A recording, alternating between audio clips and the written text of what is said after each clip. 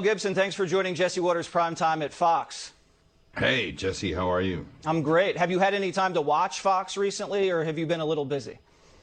I've been busy. I don't turn on the TV that much, to tell you the truth. I kind of know what's going on, but sometimes it's a little heavy. Yeah, it is a little heavy. There's a lot of war and there's inflation, but we're going to get through this. I watched your film this morning and I cried, and I'm not a crier.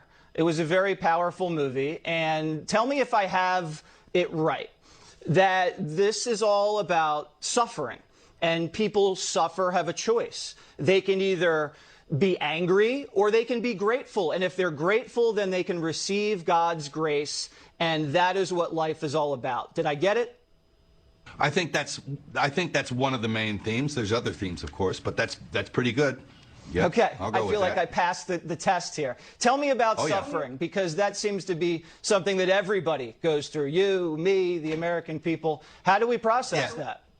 Everybody's got a boulder, man, and everybody's got, they got a drag or something around, and of course something's going to come by and knock you down at some point in your life, now, later, and how do you stand up from that, And how do you not only stand up but find the purpose in that? There's a purpose for all of this.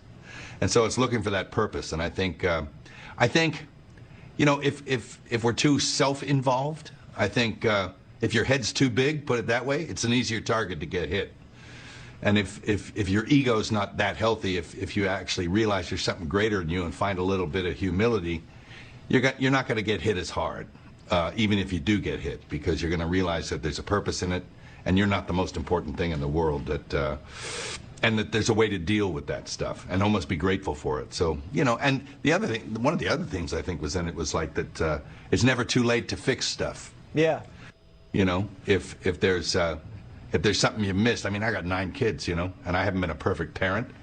But it's, I have realized on a few occasions that you can kind of go back and fix stuff if you missed it the first time around, It is never too late to turn things around, and that's what the film was about. This guy found himself and turned himself around, and one of the ways he did that was also by finding love, not just finding God, but through actual love. Do you feel that when you do find that true love, it is almost the same as finding God in the way that you submit and just open yourself up completely to that person?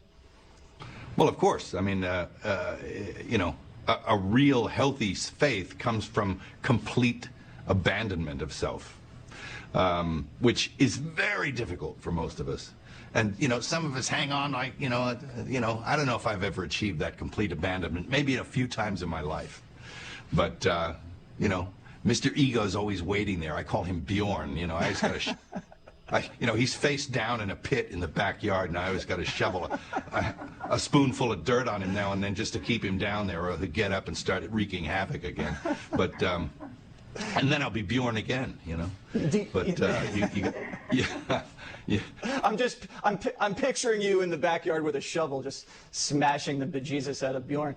Do you think the American people are very caught up in ego, the way that most people throughout the world aren't? We're fixated on ourselves and just not really looking out for the rest of the country. We're all just wrapped up in what's going on in our own lives. Do you feel that way?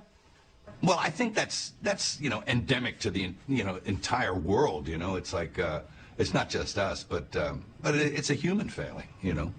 And I don't think we've cornered the market on ego. But hey, it's it certainly is a problem. I think the sooner you realize there's something bigger than all of us, the easier it's going to be in your life. And as I say, hard jump to make for a lot of us, even me, and I kind of understand the process. You understand it probably better than a lot of people with your career, and I was wondering if, you had been the one that jumped up out of his seat and slapped Chris Rock, if you would have been treated the same way, Mel. Hello, Jesse.